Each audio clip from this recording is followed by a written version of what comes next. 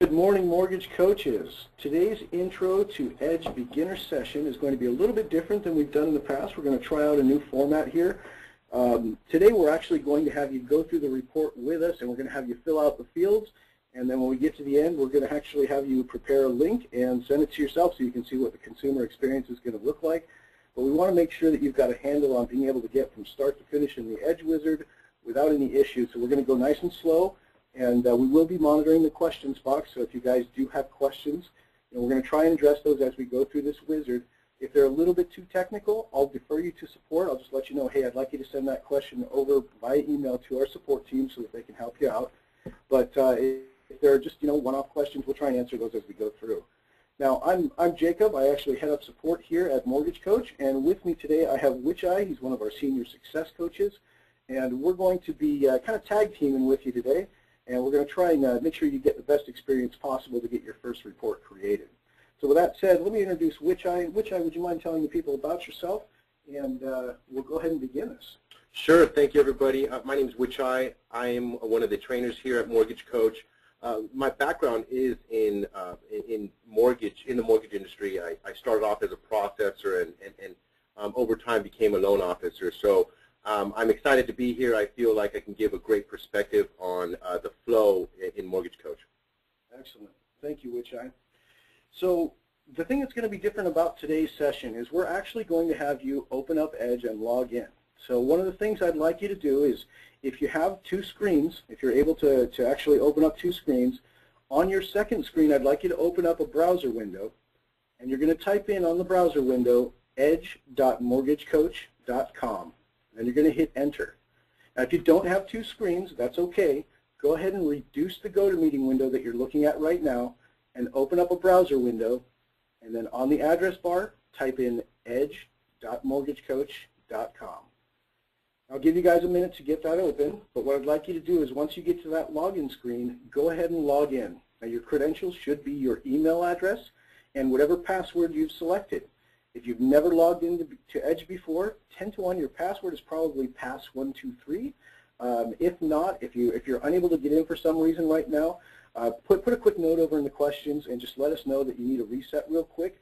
Our support team is actually checking the questions too, so they'll be able to give you a quick reset, and they'll put it back to pass123 for you so you can get logged in.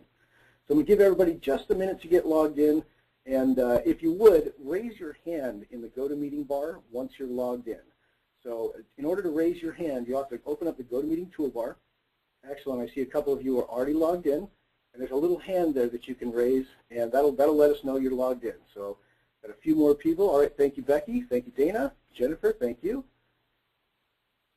All right, and a few more. Thank you, Lisa. Let's get everybody logged in. You guys got to be in the system in order to follow along with us, otherwise it's not going to make much sense to you. Get a few more people logged in. Okay, that's good. All right, so now that you guys are actually logged into Edge, I'm going to log in here, and then Wichai is going to give you just a brief overview on what the Edge Wizard is, what kind of flow it follows, and what you can expect from it. So Wichai, if you would, go ahead and take over while I'm logging in here. Yeah, so for those of you who have had the opportunity to join Jacob on any prior calls, you've seen the wizard before. For those of you who haven't, we'll take a quick glance at it. But the system itself, once you log in, will take you to the home page, as you can see here.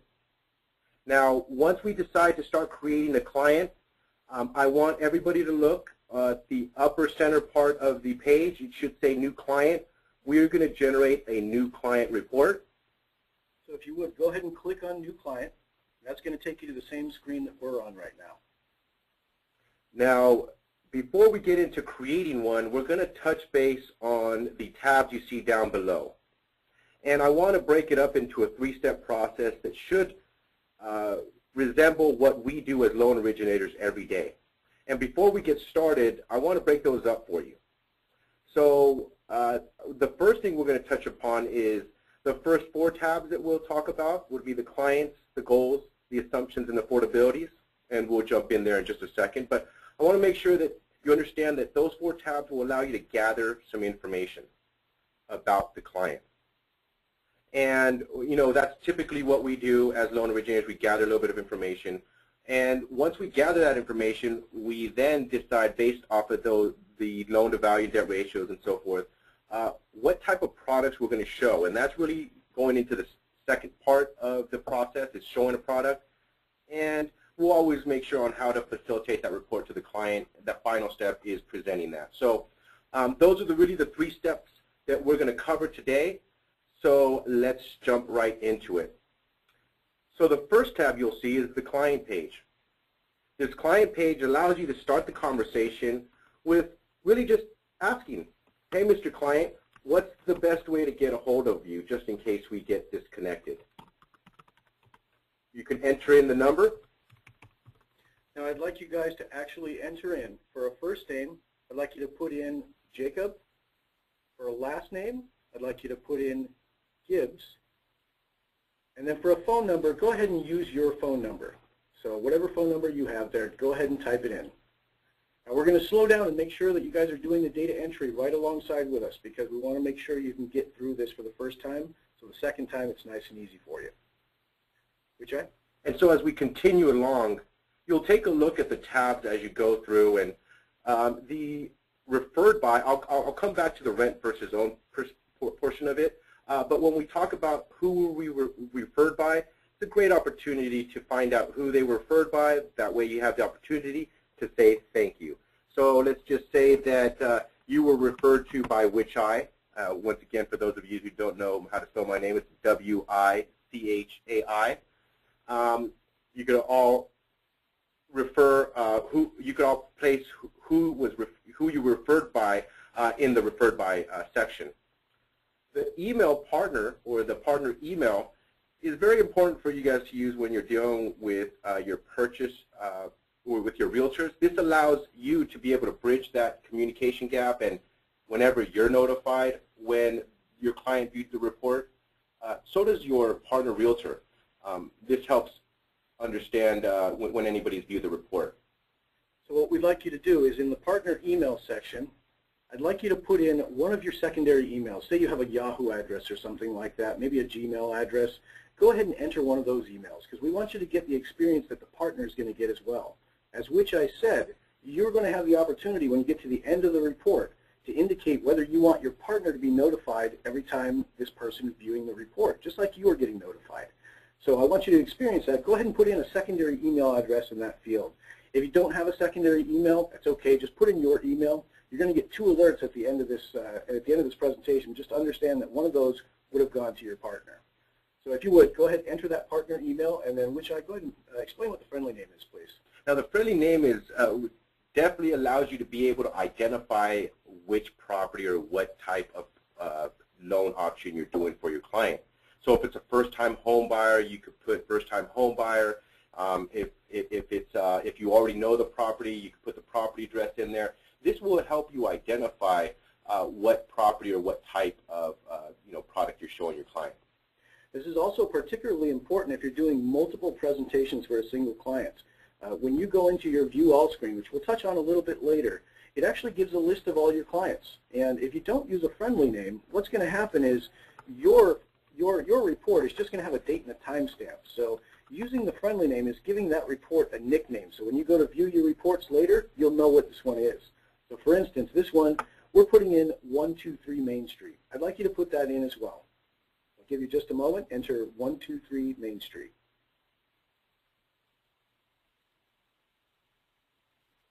Now, as you guys are inputting the 123 Main Street, I'm going to go ahead and move on. You'll see that I'm going to make a save using our Save button on the right side of the tab. This will also allow you to seamlessly move throughout the wizard and answer any questions as you go through. Now, important to note, for those of you who don't have the dual screen and you didn't see what we did there, what Wichai was talking about is he's talking about the right and left arrows inside the wizard. Those are your save points in the wizard, so as you're going through, every time you hit one of those arrows, it's going to save your data. So I'd like everybody to hit the right arrow so you can now get to the goals section. Wichai? So as we jump into the goals section is really for you to advise the system on what exactly you're looking to do. So quickly, just in this case, we are going to tell the system that we are going to purchase a new home, so it will allow us to continue with purchase questions. So for those of you guys in the goals section, do me a favor, please go ahead and click on purchase a new home. I want to bring to your attention on the lower right-hand side the notes section. Keep in mind those notes are for your eyes only.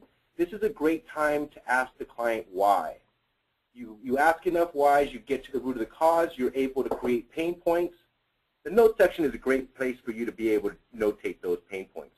So let's talk about an example of when that would be used. So if we're speaking with our borrower and he's told us he's going to purchase a new home. Now, as Wichai said, we want to find out what's the why. Is he purchasing a second home? Is this going to be an investment property? Is this going to be a move-up situation? We want to know his goal for why he's purchasing a new home so that we can make sure to tailor the right loan programs for him. So once and actually I'd like you guys to fill out some notes here. So in the notes section, I'd like you to put investment property. We'll give you just a minute to type that in. All right. Now if you would, go ahead and click on the right arrow. We're going to advance to the assumptions area. Now when we get to the assumptions area, as you can see, this area is for you to be able to talk about any type of price points, whether the client is suggesting those price points or if you're advising on those price points. This allows you to put that price point in, so as you facilitate the report or create the report, that's already pre-populated through those steps. You'll notice that there's only one field in red here, and the reason it's in red is because that's got some logic in it. So when you enter a purchase price here, which I'd like you all to enter $300,000, what's going to happen, as Wichai said, is as you go through the new products, it's automatically going to put that purchase price in for you. You can go ahead and leave the other fields that are in black blank for this presentation. We're just going to enter the property value purchase price field. So everybody please enter $300,000 there. And once you've got that entered, I'd like you all to hit the right arrow again. So once you've clicked on the right arrow key, it should have taken you to the affordability page, the what I could afford. This page will allow you to get a little bit of understanding regarding the client's income, regarding their debt. If you wanted to find out any type of their savings accounts and what the balance is to see if they have enough for a down payment or any reserves or anything like that, you can go ahead and plug the savings balance in with any type of savings rate as well. We could show any type of reinvesting. We're not going to touch base on that right now, but this will allow us to have that type of conversation. So for today's exercise, we'd like you to put in for the gross annual income $75,000. Then you're going to mark on the credit status, and it's important to note we're not collecting FICO scores here. The credit status, what we're asking for is we're just asking the client how they feel about their credit. Do you think it's pretty good? Do you think it's subpar? They usually have a pretty good idea of what their credit is. Now they're oftentimes going to err on the side of better. So eventually when you do go ahead and run credit for them, you might find out something's a little different. But the good thing is you can always come back here and change this. Nothing in here is set in stone. The entire presentation is dynamic. So for credit status, I'd like you all to select excellent. Now, as we start and quickly talk over the mortgage debt, keep in mind the mortgage debt is classified in two different perspectives. One would be a non-mortgage debt. One would be their non-mortgage debt payments. So for us as loan originators, remember, I want to take a quick second and remind you that the system was designed for you not to have to run credit. It was designed for you to be able to have an educated conversation and based off of the questions that top loan originators ask, determine whether their debt ratio falls in place or not. So for an example, the best question I use, and many of you guys out there use as well when you don't pull credit, is understanding, hey, Mr. Borrower, based off your credit report, what are the monthly minimum fees you pay altogether? Let me help you out. Credit, your car payments, installment loans, credit cards, student loans. When you add that up with your borrower, that will help you start creating your back-end debt ratio. So what we'd like you to do for these fields is for the approximate total non-mortgage debt, I'd like you to enter $10,000 there. Once you've entered that, you're going to go to the next line, which is the non-mortgage debt payment. Now this is the monthly payment. I'd like you to enter $500 there. Now, as Wichai said, this is going to help with the debt-to-income ratios, which will show you up here in the products section. So when you're determining the products, you'll know what their DTI is. It'll show you what their LTV is, and you can generate the correct products for them. Now for this exercise, we're also going to collect the savings balance and savings interest rate. Now the reason we're doing this is we want to make sure that the client has enough money in the bank to support the down payment for the loan product that we're offering. Now if we're doing, let's say, an FHA 3.5% down, we don't need quite as much in that savings. But if we're asking this client to come in with 20% down, they're going to need a good chunk of money. And if they tell us they've only got $5 grand in the savings, that's going to disqualify that 20% down loan. So for today's exercise, I'd like you to enter $15,000 for the savings balance. Now normally, on a checking account or savings account through the bank, you're going to get a pretty low rate of return on these. I'd like you to enter 0.5 for the savings interest rate. Now, Wichai, if you would, touch on the tax bracket field, why they would use that, and what this is going to indicate on their presentations. So as you can see, the tax bracket is currently blank, so it's not currently reporting on the report. This tax bracket is beneficial for any of your first-time home buyers that really want a true understanding of what their true net payment is, reducing or taking out any type of principal payments. But better yet, the tax bracket will allow you to see a tax break, a breakdown based off of the loan amount. Now, as you can see here, if you don't know your client's tax bracket, which most times you're not going to know it just looking at their income, if you don't know it, you can always hit the Find Tax Bracket button. I'd like everybody to click Find Tax Bracket. This is going to open up a brand new tab in your browser. And as you can see, it shows a very simple grid at the top with filing status and income ranges. Now, our borrower has a $75,000 a year income. We're going to assume he's filing single. So if we look down to the third line of this grid, we can see that the tax bracket is 25%. So we're going to jump back over to Edge, so go ahead and click back on your Edge tab. And then in the tax bracket field, I'd like you to enter 25%. Now the tax credits button, what this is for entering the mortgage credit certificate. This is a little bit of an advanced item, so we're not going to cover this in detail today, but I want you to be aware that it is part of the software. You can issue a mortgage credit certificate.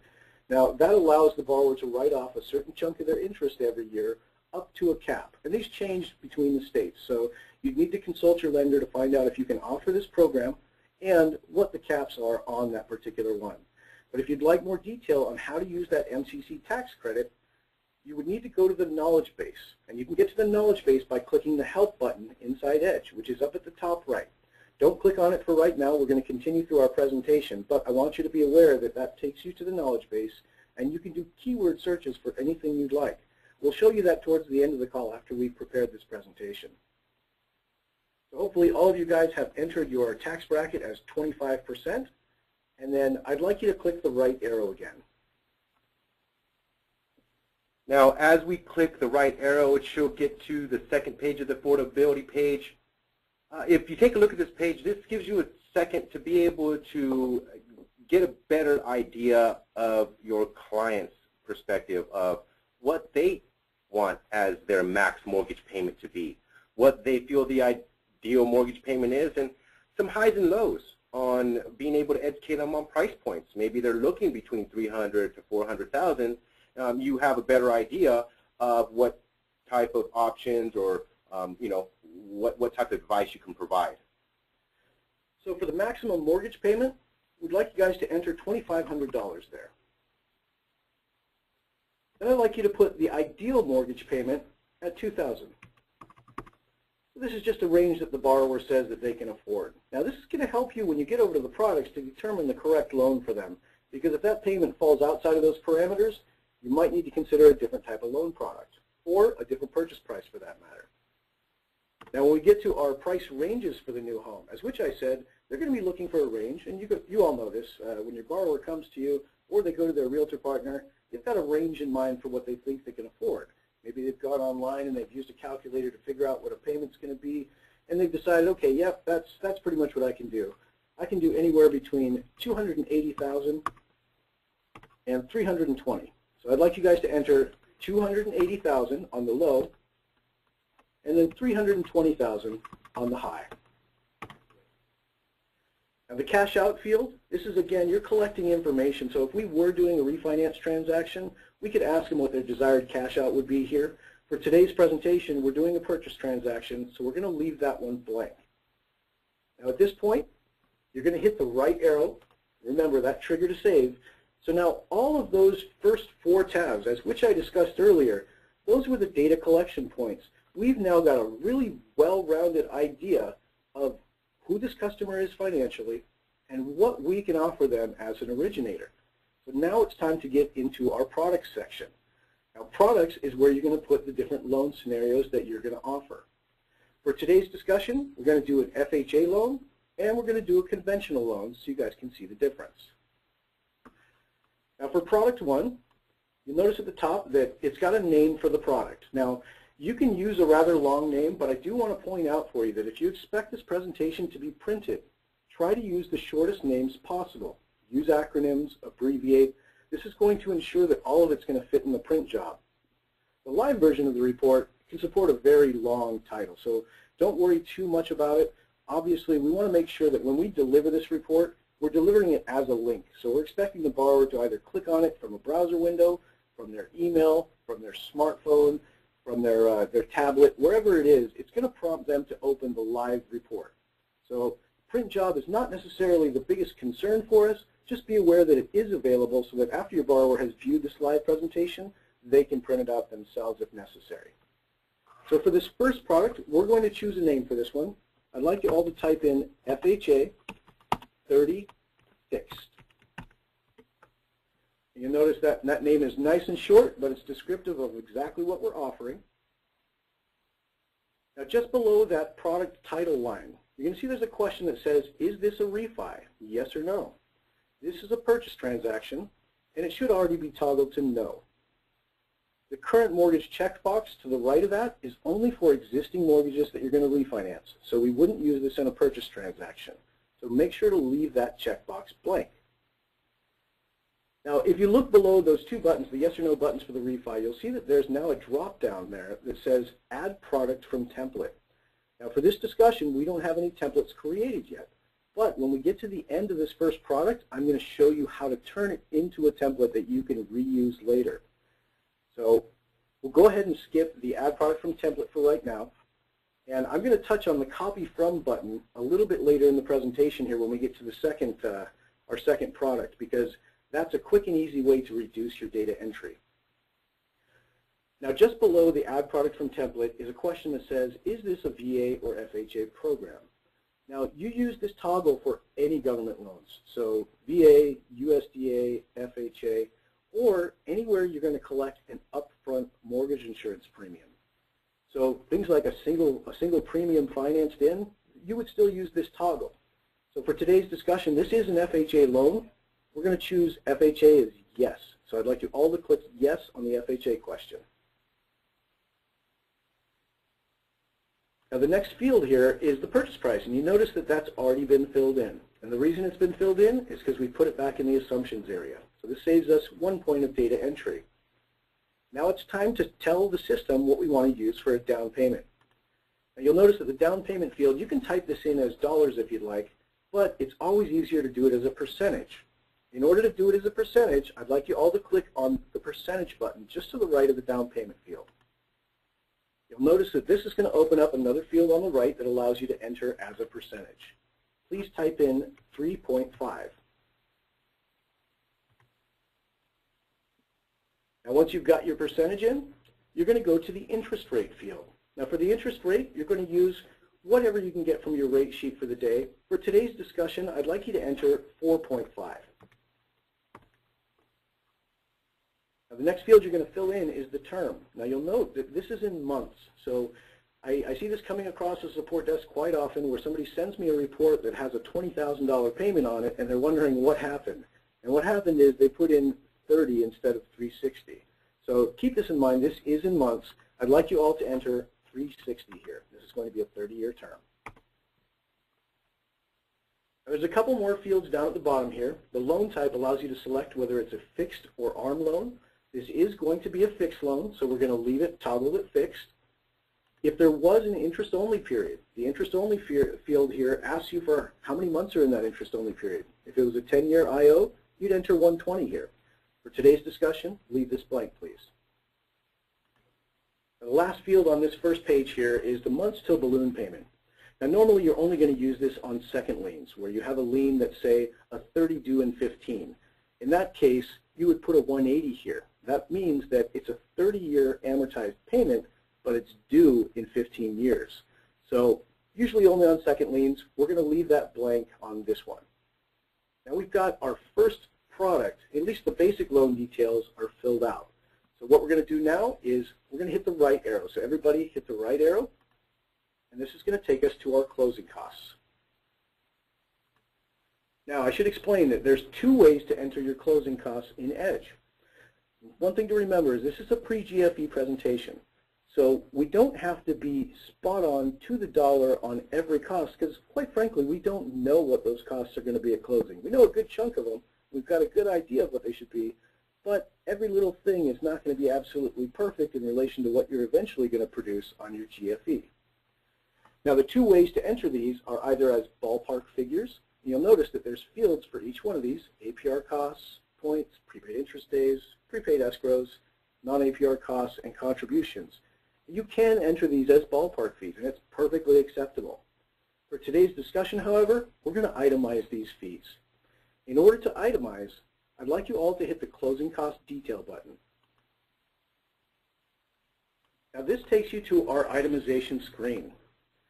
Now you can also build templates out of these, so I am going to help you build your first template during this presentation. So what we're going to do is I'd like you all to hit the Add Fee button down on the lower right. It's a green button, probably halfway through the page there. And when you hit that, you're going to see that there's a new fee line item that's been added. On the left side, you'll see where it says Admin Fee. There's a little arrow just to the right of that.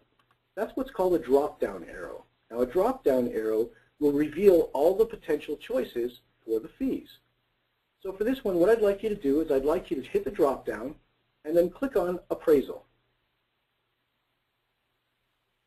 Now, as we move to the right, you can see that there's two additional fields there. There's a method field if you wanted to use a percentage, and then there's a dollar amount field just to the right of that. For most of these, you're going to use the dollar amount field. So for the dollar amount field on your appraisal, I'd like you to enter 700. Now, once you have that dollar amount entered, it's time to determine who's paying for it. The Paid By field allows you to attribute the fee to either the borrower, the lender, the seller, or the broker. For this discussion, this is going to be a borrower-paid fee, so go ahead and leave that one on borrower. Now you'll note that there's three checkboxes just to the right of the Paid By field. You have an APR checkbox, an Add to Loan checkbox, and a PPE checkbox. The APR one is just to designate which fees should apply to the APR. The appraisal fee is a non-APR fee, so we're going to leave that one unchecked. Add to Loan allows you to finance the fees in. And when you're doing a purchase transaction, you're usually not going to finance the fees in. You're going to call for them at close. However, on refinance transactions, you would use this button to add that fee to the loan amount. So this is going to increase the amount financed by the amount of the fee.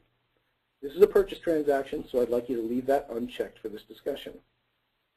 The final box is the PPE box. A PPE stands for Prepaid Escrows.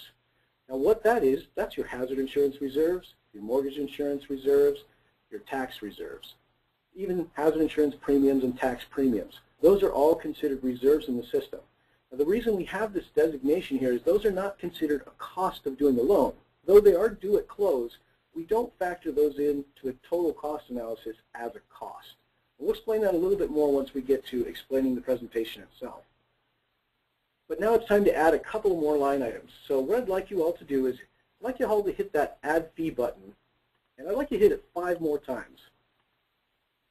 And you're going to see it's going to enter a bunch of blank fees for you, and they should all say Admin Fee. Now for the second line item, I'd like you to hit the drop-down box, and then I want you to type C on your keyboard. Actually, click on C. What this does is this is going to take you to all the C's in your list. And as you can see down at the bottom there, there's one called Credit Report. I'd like you to click on Credit Report, please. Now go over to the dollar amount on that line item and enter $25. This is also a non-APR fee, so we're going to leave the APR checkbox empty. Now let's go to the third line item. Click on the drop-down, and I'd like you to click on L on your keyboard. And you're going to see that there's a loan origination. Click on loan origination to select it. And you'll notice when you click on loan origination, the percentage field is grayed out. The reason for this is that it doesn't know right here what to calculate against. So when you enter your loan origination, you're going to enter it as a dollar amount. Now this is a $300,000 loan, and we've got 3.5% down. I'm going to say my loan origination is roughly $2,800. So I'd like you to enter $2,800 there. Now loan origination is an APR fee. So on the right side on that fee, click on the APR checkbox. Now you may have noticed down at the bottom now, we've got the totals that are accumulating. In the blue area you can see total borrower paid, $35.25, and then we've got lender, seller, and broker paid. Those are all zeros right now.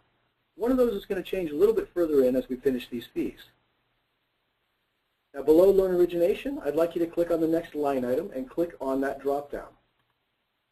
Now at this point, I'd like you to select or click on N on your keyboard, and you'll see that there's a notary fee.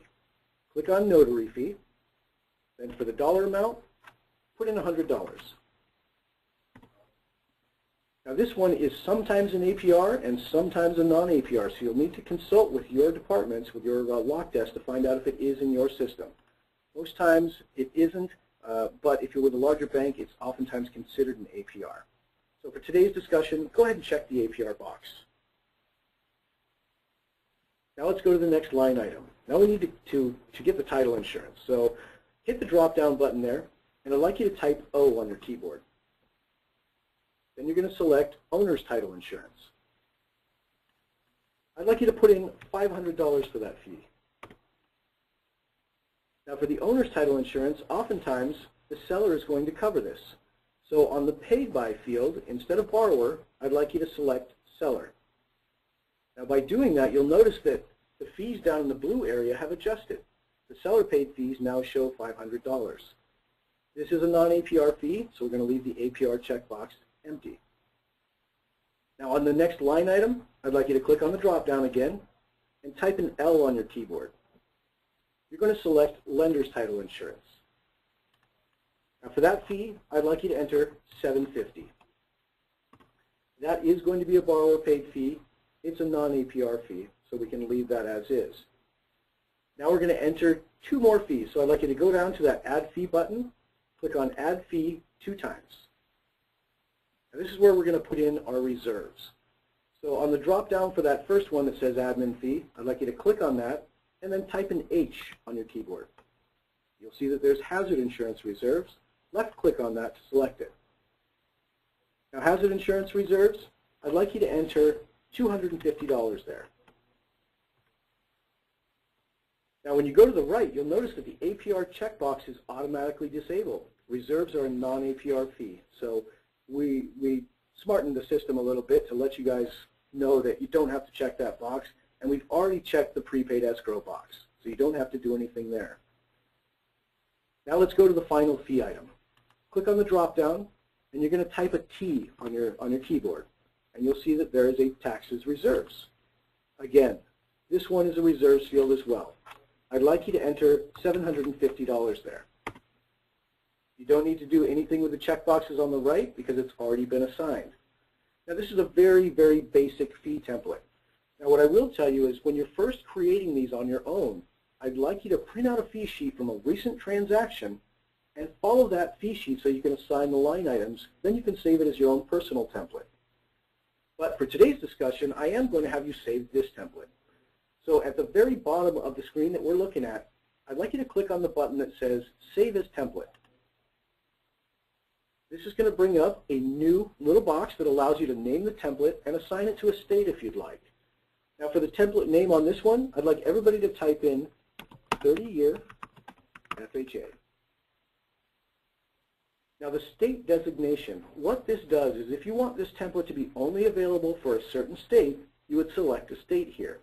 If you want it to be available for any state, leave this one blank. So for today's discussion, please leave the state field blank. Now hit the OK button. You should get a prompt that says 30-year FHA has been saved. Now this template will be available on anything going forward. So any product you do in the future, you'll notice that there's an Apply from Template drop-down in the top right corner of your screen, and it should now say 30-year FHA. If you click on that drop-down, I've got a bunch of them in there. You should only have one in there, and that's the one you just saved. But keep in mind that any time you come into a product, or you're inside the fee schedule on a product, you can now select this 30-year FHA template and apply it to that product. Now your next step here is, now that we've completed all the itemizations, we've saved this as a template, you're going to click on the button at the bottom that says Apply to Loan. So click on Apply to Loan, please. Now you'll notice that it brought you back to the closing cost screen where we had all the ballpark fees, but a lot of them are grayed out. The reason they're grayed out is those fees are being pulled from the detail that you entered just a moment ago. So if you needed to make any edits to those fees, you'd need to actually go back into the closing cost detail and edit the specific line item that you'd like to edit. For today's discussion, we're not going to go back and edit, but I do want to draw your attention to the prepaid interest days line. This is the third line from the top. I'd like you to enter 15 there. Then I'd like you to hit the Tab button on your keyboard. So it's just kind of going to advance to the next field. Now you'll notice that it opened up a checkbox where you can add that to the loan amount. But again, that's one that you would use only for a refinance transaction, so we're going to leave that checkbox blank. But one last thing, if you hover your mouse over where it says 15 now, you should see that it's showing a prepaid interest amount of $535.38. This is just how you check and see what that value relates to. Now the final thing on this screen is we need to enter our upfront MIP for this FHA loan. Now as you can see right now it's toggled to dollar amount, but we want to enter this as a percentage. So I'd like everybody to click on the percentage button. Now this opened up the field on the right where we can now enter a percentage. I'd like you to enter 1.75 please. Then I'd like you to hit the Tab button on your keyboard one more time. And you'll notice that there's now a new checkbox just below it to add this to the loan amount. This is one of those fees that we do want to add to the loan amount. FHA allows them to finance this in. So we're going to check the box to add the upfront MI to the loan amount. Now we're done with our closing costs. I'd like everybody to hit the right arrow so we can advance to our monthly cost screen. Now monthly costs are exactly what you expect them to be. Just like when you're entering them in your loan origination system, you have the option to enter them as dollar amounts or percentages. For today's discussion, I'm going to have you enter them as percentages. So on the hazard insurance line, please click on the percentage button. This is going to open up the field on the right where you can enter a percentage. Now this can vary between different states, different localities. In California here, we usually use 0.35 as our factor.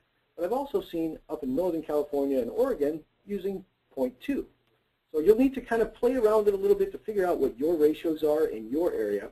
But I'd like you, for today's discussion, to type in 0.35. Now after you've typed that in, I'd like you to hit the percentage button on the property tax line. So go ahead and click on that, please. For the property tax, enter in 1.25%. You don't have to type the percent sign, it already knows it's there, so just enter 1.25.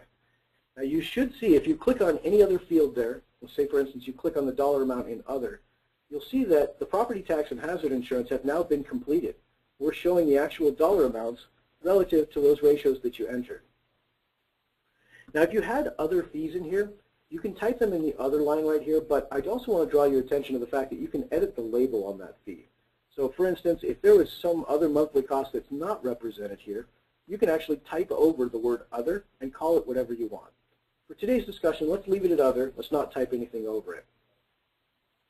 Now let's talk about mortgage insurance. And for FHA loans, mortgage insurance is a little tricky. So I'm going to lead you through exactly how to do this on a high-value FHA loan. What I'd like you to do first is click on the percentage button in the mortgage insurance line. This is going to open up that percentage. Now for a 3.5% down FHA loan, our mortgage insurance factor is going to be 1.35. Please type in 1.35 in that field. Now the next step is, I'd like you to hit the tab button on your keyboard and watch what happens. Now the reason I keep telling you to hit tab is it just goes to the next field. It allows Edge to do a calculation for you. So you could also do the same thing by simply clicking on any other field after you've done a piece of data entry. You'll notice there's a couple of checkboxes that have opened up here. The MI cutoff percent at 78, as you all know, FHA has to carry mortgage insurance for the life of the loan. So we need something a little bit more than just that 78% cutoff. So on the MI cutoff month, which is the field right below that, I'd like everybody to enter 360. This is going to tell Edge that it has to carry the mortgage insurance through month 360, the life of the loan. But there's one more factor we need to consider. Government loans have a little bit different type of MI than conventional loans do. They have what's called declining balance mortgage insurance, which means that that mortgage insurance payment is actually recalculated every year based on the last 12 months outstanding balance. In order to trigger that, we need to check the box that says Calc MI on balance. Please check that box. Important to note, this is only for government loans that you would check this box. For all conventional loans, you're going to leave it unchecked. Now the next step is I'd like you to save this product as a template. Now we saved a fee template earlier, but you can save the entire loan scenario. So everybody click on Save as Template down at the bottom. Leave the name as FHA 30 Fixed and hit OK. You now have a full product template that's been saved. So anytime you start a brand new product, you can pull this entire template in. It'll bring in the fees and all the loan details. Now we need to create a second product. I'd like you to hit the green button at the bottom that says Add Another Product. Now for this case, we're going to show a conventional. So on the name of the product, type in CONV, so the short form of conventional, then 30, and fixed. Now what I'd like you to do so we can save a lot of data entry time is I want you to use that Copy From button. Click on Copy From, please. And you'll see it's already selected the FHA 30 Fixed. That's the one we're going to copy. So go ahead and hit the OK button there. Now the only thing we need to do here is we need to change this from an FHA to a conventional loan. So on the question up towards the top where it says, is this an FHA VA loan, you're going to toggle that to no. This is automatically going to get rid of the upfront MIP field. Now in the down payment percentage, we're going to change this. We're going to change it to 5%. And you'll notice it automatically updates your base loan amount once you click on another field or hit the tab button. Now for the conventional, we're going to change the rate. It's going to be just slightly higher. We're going to put in 4.625. Please enter 4.625 there. Now I'd like everybody to hit the right button so that we can get to the next screen in the wizard. Now you'll note that your closing costs are already there, your prepaid interest is already there, everything's perfect. We don't need to do anything in this screen. So I'd like you to hit the right arrow one more time. Now our monthly costs are in there, but remember, we need to change the mortgage insurance a little bit. So I'd like you all to click on the percentage button next to the mortgage insurance. And I'd like you to type in 0.9 for the factor. Now for these, when you're doing this, you'll probably need to consult the MI company that your company works with. So if you're working with Radian or UG, they've got specific schedules on what the factors are for conventional loans. So you want to refer to those to find out exactly what your factor is. Now for the MI cutoff percentage, the 78% definitely needs to come into play. So we're going to leave that there. But we're going to uncheck the Calc MI on balance box. So I'd like everybody to uncheck that one. And for the MI cutoff month, I'd like you to zero it out. Literally select it and type 0 over it. Now we're done entering our products, so we're going to hit the right arrow. In Wichai, if you would, go ahead and go into the analysis screen. Let's talk about what we're looking at and what they can do with this screen. So the analysis screen will allow you to take a quick glance at the two comparisons side by side. And it will allow you to start determining what type of values and what type of presentation you want to show. So if you take a look, we have the ability to control the property appreciation rate. In this case, it shows 3%. So we'll go ahead and leave that at 3% for right now. I would definitely check your market area to determine what is the appropriate appreciation rate for your area. You'll take a look at the short-term analysis, which would be the gold section on the lower left-hand side. Keep in mind that section, the short-term analysis is calculated in months. This will allow you to be able to adjust in months to be able to show any particular time throughout the process. So right now you can see that it is adjusted at 60 months or defaulted at 60 months. In this scenario, we're going to show a 10-year perspective. So if you guys could go ahead and change that 60 months and change that to 120, 10 years, 120 months. Now, as we move through the short-term analysis, I would like to point out the long-term analysis. So the short-term analysis, we allow you to adjust that in months. The long-term perspective, we allow you to change that in years, the overall performance of the loan. And so in this case, we'll go ahead and let's go ahead and show them the full analysis of 30 years. So as you can see, it's defaulted to 15. Let's go ahead and change that to 30. So as you look at the report, I'll bring your attention to the graphs. If you start from the upper right-hand side, the blue section would compare the immediate value or the immediate monthly savings between both loan options. If we proceed down to the lower left-hand side, you can see the short-term interest savings also compares side by side those loan options, but shows you the difference in amount of savings versus each loan. Now, it's important to note that one of these is always going to have an empty graph. And the reason it has an empty graph is it is the benchmark for comparison. So for instance, in the top right quadrant, you'll see that FHA 30 fixed has no graphic.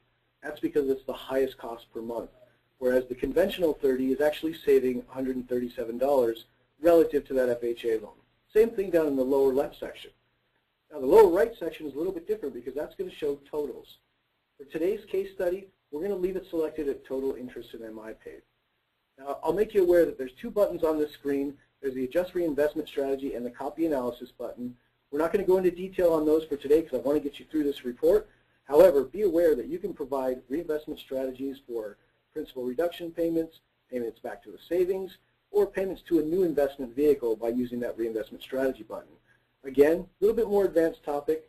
If you want to learn about how to do that, click on the Help button, type in reinvestment in our knowledge base, and there'll be several videos about it. The other button here is the Copy Analysis button. If you find that you've done a great report and you want to copy this out to another client, that Copy Analysis button will allow you to take this entire presentation and copy it to a brand new client. So you can just edit the name, edit the minor details, and fire it out. So that being said, I'd like you all to click on the right arrow in the analysis screen. As you move forward into the contact section, this allows you to provide more contact information regarding co-borrowers, maybe an email address, work phone number, additional information. But it also allows you to provide, in a purchase scenario, a property address. So if we have not identified that property, we can always put to be determined. In this case, you've noticed that at the beginning of the presentation, we put in the address of 123 Main Street. So let's go ahead and continue with adding 123 Main Street.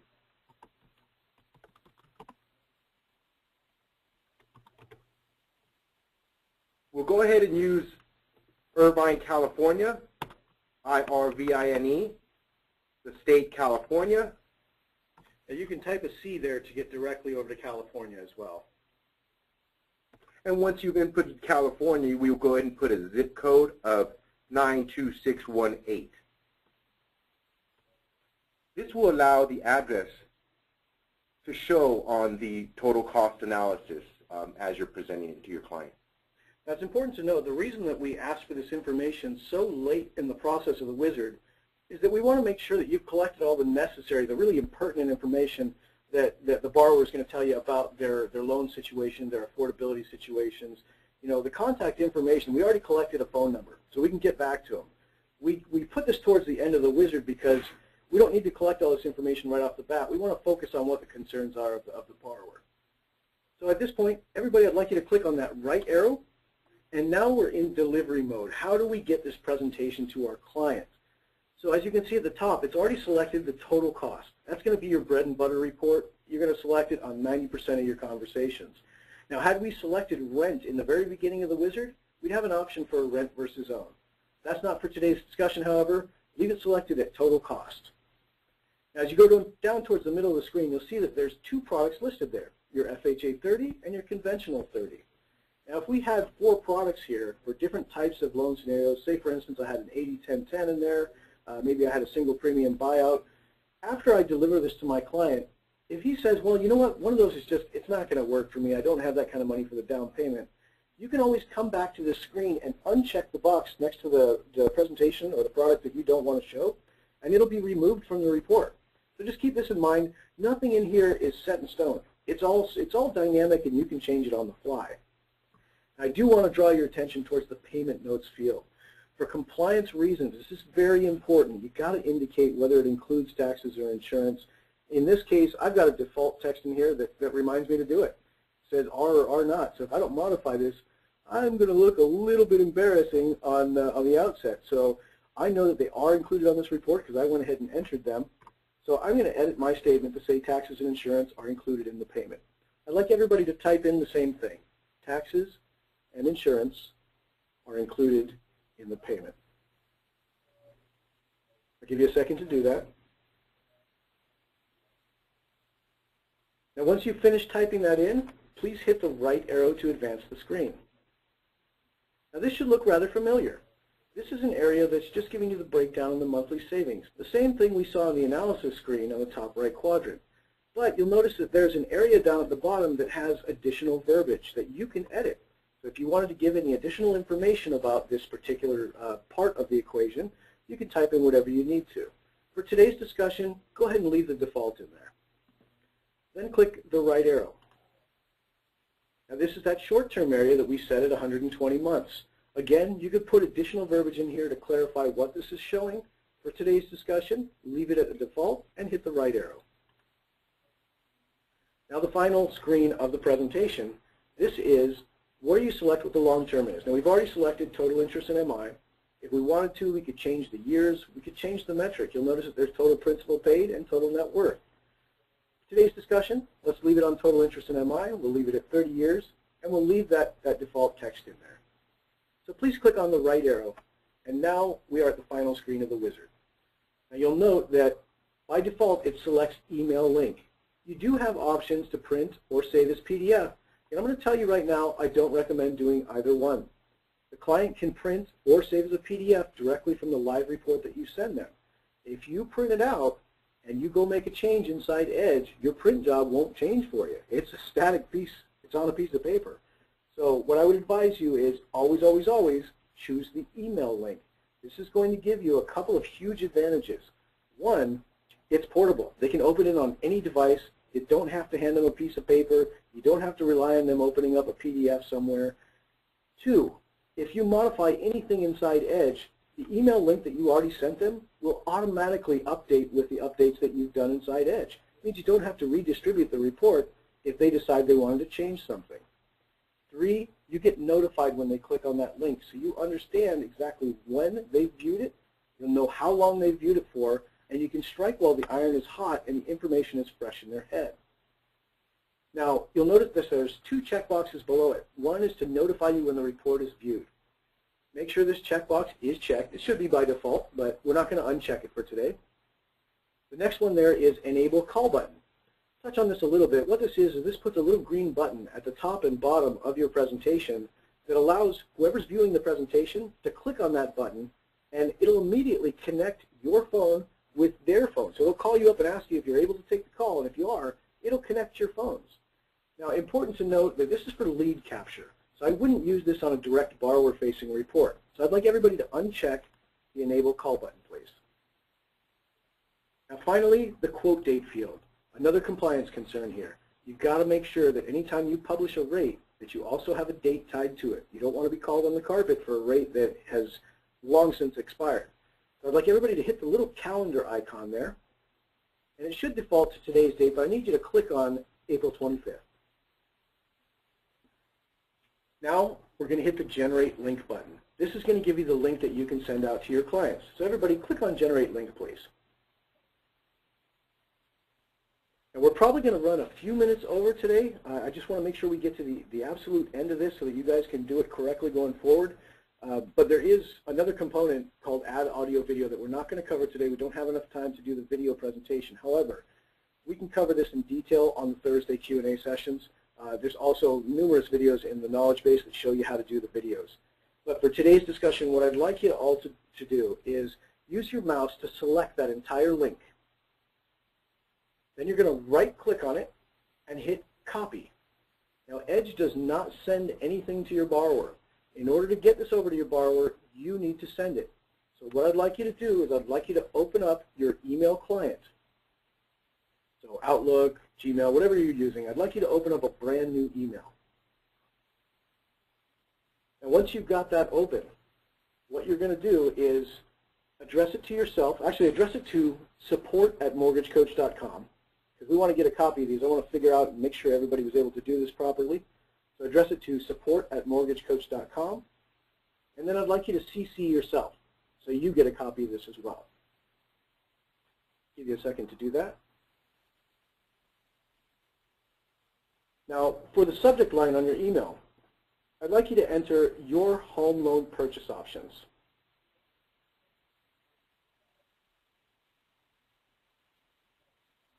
Now let's jump over to the body of the email. Now remember, this person, we used my name, so I'd like you to write in, "Hi Jacob," just starting off a letter to me. And then I'd like you to type in, "Thanks for your time today on the phone, period. Please click on the link below to view your personalized Edge presentation with your purchase options." It doesn't have to be word for word with what I'm saying, but you guys get the idea. We're not going to go too long on this one. I don't want you doing too much typing here. But just give it a hi. Thanks for your time. Please click on the link below to view your personalized home mortgage presentation or your personalized Edge presentation. Then I'd like you to hit return so you can go to the next line. Then right-click and hit paste. This is going to paste your Edge link into your email. Then go ahead and apply your signature line, and I'd like you to send that to us in support. Now we'll receive those, and I'm going to look through every single one of them, and I'm going to make sure that all the data entry is done correctly, and if it's not, I'll reach back out. I'll let you know what was missed, and I'll find out where the disconnect was, because I want to make sure that you can do these easily. Now this entire process, going through it step by step with you, has taken 1 hour. But I will tell you that this presentation on its own, especially now that you've got your templates in place, will now take you about 5 minutes, maybe 7 minutes if you're a slow typist. But with that being said, it is 10 o'clock right now, so the last thing I want to do here is I want to explain what this report looks like so you can explain it to your borrower. So everybody, I'd like you to jump out of your email client and go back over to Edge. And you should still be on the report link screen. Now on the report link screen, click on Edge Live. This is going to open a brand new tab. Now the new tab shows the report that your borrower is going to see. So when they click on your link, this is exactly what they're going to see. Now to give you just kind of a brief overview on what's shown here, I'd like you to go over the summary section, show them the more info sections there, and then show them the top right quadrant, and then I'll take over for the bottom quadrants. You got it. So when you're looking at the upper left-hand corner, the summary section, ladies and gentlemen, is what you're already used to. It's just a reflection of the comparisons of the two options, but just think of this. This is a good faith estimate until just really going over your loan amounts, your interest rates, your payments, any type of cash to close. Now, if you click on the more, well, let me keep on going below because we've added a payment stream. This will allow you to see the entire payment with any type of adjustments throughout the life of the loan. This is good, so you'll, for any ARM products, That way you're educating the client on worst case scenarios or best case scenarios. So why is this so important, Wichai? Why is it so important that they understand what the payment stream is and that they understand the borrower is going to see this? Well, it allows them to educate them on the performance of the loan, not just the immediate value, but overall the long-term performance as well. So if a client is looking at a 5-1 ARM versus a 30-year fix, you could see the adjustments and show, where those adjustments will take place. Now, it's also important to note that as a loan originator, you guys are facing a stigma every day of being compared against other originators who are not delivering this kind of education. This is a transparency moment here. Most people will only show a payment stream if they're showing an ARM, and then that payment stream is going to be pretty tough to understand for the borrower. But you should be aware that all of your presentations are going to have a payment stream. And specifically, you can see on the FHA loan, remember we talked about that declining MI? That's the reason we have 12 payments of each going down the line. Every year, that MI is reducing. And by the end of the loan term, the MI is only about $35. So if you weren't aware that FHA does this, here's a new training element for you. I'd like you to take a look at your own payment stream and check and see what it looks like, because you might be kind of surprised. The whole stigma around FHA programs is that you carry MI for the life of the loan. Most people don't realize that by the end of the loan, the MI is a pittance. It's tiny. So go ahead and close out of the payment streams there. And then, Wichai, if you would go over the More Info section. So everybody, I'd like you to click on More Info in that top left quadrant. So the more information allows you to get a little more detailed with a variety of options. And when I talk about those, it allows you to be able to express the complete PITI, pity of the payment. So it gives you a payment breakdown. If you decided you wanted to go over the closing costs, you could select, and let's do that together, select the closing cost tab next to that payment breakdown. And you'll see that the closing costs are broken up and broken down for you with the total closing cost cash to close. Now, I will bring your attention to, if you do use your fee templates, it also provides a fee detail. So if we could all click on fee details, this will just allow us to break down those fees so the consumer could take a better glance at. Now, this is another point where you're exhibiting transparency. The other guys out there that are just putting out a rate and a payment are not showing this information. They aren't letting the borrower know that they've rolled in additional fees for something else. You're being transparent by showing them all your fees here. So Edge does the lifting for you. You don't have to give them a fee worksheet because they're not going to understand that. You're going to give them an entire Edge presentation that encompasses their fees as well. So everybody, go ahead and close out of the fee detail there. Now, we're not going to touch on the reinvestment strategy too much here, so we don't need to click on that, but that is where if you had decided to earmark extra principal payments or payments to the savings or payments to an investment vehicle, that's where you would show your client what the performance of each one of those reinvestments look like. For today's discussion, and because we're running a little over, go ahead and hit the X button there at the top right corner of your window. Now I'd like you to glance over at the monthly payments line. Now we already discussed that this is a comparison of one product against the others. So the FHA is the highest cost. The conventional is showing the 137 savings. Click on the More Info at the top right corner there. Now you'll see that this shows just the breakdown again. Now one thing to point out about this is if you had multiple liens, this would show the different liens separated. In the summary section that we talked about just a moment ago, when you show multiple liens, you're going to see a blended loan amount, a blended rate. But when you want to get into the details of each lien, you come over to the More Info section here on the top right, and it will show you. It also shows the tax bracket and property appreciation levels, so the basic assumptions that you made to build this report. Now go ahead and hit the X button so it reduces that More Info section. And now we're going to talk about the lower left quadrant. Now this is the one that hangs people up the most because a lot of people think that if you were to take the savings that are shown on the top right and multiply that by 120, you should get the savings over 120 months. This is not the case. Instead, the lower left corner savings is just comparing the unrecoverable costs of each program over that 10-year period of time. Now to give you an idea of how this is calculated, I'd like you to click on More Info in that lower left quadrant. Now you'll note that if you click on any of these fields, it's going to highlight it for you. So what I'd like you to do is under the FHA 30 fixed, I'd like you to look at the interest and MI line. And I'd like you to highlight where it says 161,579. Then I want you to highlight the tax benefit beneath it. Then highlight the closing in points. Now finally, highlight the total cost line there in orange.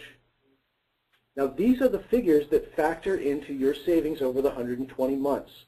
What we do is we take and we show the interest and mortgage insurance paid over that 10-year period of time. We subtract out the tax benefit, and we add the closing in points. I should point out that in the closing in points, we are not considering the prepaid escrow reserves in that equation. That's why you mark them as PPE, so they don't factor into this set. Now when we take that calculation and run it through, we come up with a total cost for each loan. And as you can see, the total cost on the FHA loan is higher. It pays more mortgage insurance over the same amount of time. So the difference between those total costs is where we're getting that $16,985. Now again, I know that this was a little quick going through this. Hopefully you were able to digest this. If you want to see this calculation in action again, there's a video in our support center called How to Read the TCA. Very important. When you're done with this conversation, if you're a little cloudy on what these calculations are, I'd like you to view that video. It's a 5-minute walkthrough. It's real quick and dirty and goes over all the basics here. So for this discussion, we need to move along because we're a little bit late and I want to respect your time. Please hit the X button on the short-term more info. Now we're going to look at the long-term section, so bottom right quadrant. Click on the more info in the bottom right quadrant. And you're going to see that because we're looking at a 30-year period of time, we can see what our home value, our appreciated home value is over that 30-year period of time. You'll see that it lists the $728,000. Now, of course, the loan balances on both loans are zero. They're both paid off by the 30-year point. The equity is going to be exactly the same because the properties have appreciated at the same level and they took out the same loan amount to begin with. Total principal paid, you can see that there's a little more principal on the FHA loan because they had to cover the upfront MIP, so that's why it's showing the extra there. And then you can see the differences in tax benefit. These are actually pretty close to each other on the tax benefit, so pretty negligible. So all we're looking at really to isolate for our client is how much interest and mortgage insurance are you going to pay with each of these loans? Those are the unrecoverable costs of the loan. You can't get those back. The principal you're paying, you're retaining that. That's equity. That's yours. But the interest in MI, that's the real variable between loan programs. So that's why we compare that. And if you look down at the very bottom in the green line, you can see that there is a significant difference. We're looking at about, what, a $60,000 difference there, just in the interest in MI. It's $55,000. So obviously, this conventional loan is the best performing loan in the long term. But remember, there's different levels of cash to close. So go ahead and click on the X on that more info section, and I'd like to point your attention back up to the top left. And look at the cash to close line. On the FHA loan, it's only requiring $16,400. On the conventional, $29,000. So this is where you look at it and you say, oh, wait, they only have $20,000 in savings. I can't do the conventional loan unless they have additional assets. I better talk to them. So this is just a trigger for you. You know they can do the FHA loan because you know they got 20 grand. But the conventional, it's a little out of their league right now. So possibly if they're going to go conventional, you might want to go with a slightly lower property value or see if you can find gift assets. Maybe there's some concessions that you can offer by increasing the rate a tiny bit. Maybe there's a seller concession that can go against closing costs. But you know that they only have 20 grand in the bank, so you've got to get this down at least $900. Now with that being said, I know that it's been a lot to digest. This has been recorded, and we will post it to our coaching call archive so you can follow along with this one again. But hopefully you guys have had a good walkthrough on how to get through the Edge Wizard, how to prepare that email, how to send it out to your client. You've CC'd yourself, so you should be getting that link as well. And you can go over this in the meantime afterwards. Lisa had a question real quick that I want to address. She said, when I clicked view to see the presentation, it logged me out of Edge. So what's happening, Lisa, is it's actually your pop-up blocker. So for those of you who experience this, you're using Internet Explorer and their pop-up blocker has basically popped you out of Edge when it tried to open another window. What you'll need to do is I want you to go up to the Tools menu, then hover your mouse over Pop-up Blocker, then choose Pop-up Blocker Settings. Now in the window that pops up, there's going to be a little drop down at the very bottom. And I want you to click on that drop down and select allow from secure sites. Now, Edge is a secure site. It says HTTPS. That's a secure site. So you want to allow pop-ups from secure sites. This is going to make it so you still don't get pop-ups from Yahoo and all the other things that are going to cloud up your screen, but it'll allow you to open up secondary windows inside Edge. So after you've selected that low setting, allow from HTTPS or allow from secure sites, click OK, and then you shouldn't run into this problem anymore. All right, thank you very much, everyone. We're going to go ahead and end the call for today. Again, this has been recorded. If you'd like a copy of this recording, shoot us a note over to support or check back in our knowledge base. And let me show you that real quick. Let's click on Help. And all of you, I'd like you to go back to Edge just for a second before we jam here. And I'd like you to click on the Help button so this gets you to our knowledge base. This is everything we offer. This is all the training. There's hours and hours and hours of videos in here. You'll see at the top there's a link that says click here to access our coaching call archive. I'd like you to click on that one for me, please. And you'll see that this shows every call we've done for the last couple of years, including Dave's Tuesday sales calls and then my Thursday training calls. And of course at the top we've got best practices and introduction for Mortgage Coach Edge and Rate Watch. This will be replaced today with today's call by the end of the day. Keep in mind also that you can use Control and F on your keyboard to do a search function. So if you wanted to search for a specific call in here, you just do Control F. It'll open up a little search bar up at the top right corner of the screen. And let's say I wanted to find all calls with Jeremy Forcier. I can hit that, and you can see it highlights everything with Jeremy Forcier. So I can see all of his calls if I want to. So just a quick tip on how to navigate this. But one last thing to show you. Click on Knowledge Base at the top left corner there. This is going to take you back to that knowledge base where there's a search button. So for instance, if you wanted to search for something, I'd like you to type in MI there and then hit the search key. And you'll see that there's a bunch of different articles, and most of them have videos about mortgage insurance. So why isn't my MI being included? Well, your cutoffs are wrong. How do I show a single MI premium? This is a video that will tell you exactly how to do it. You know, this even drills down to how is the tax benefit calculated? Does it include MI? So when you guys have a question, please start here in the knowledge base. It's very important that you learn how to search these out. And if you can't find something, submit a request. You can click Submit a Request at the top right.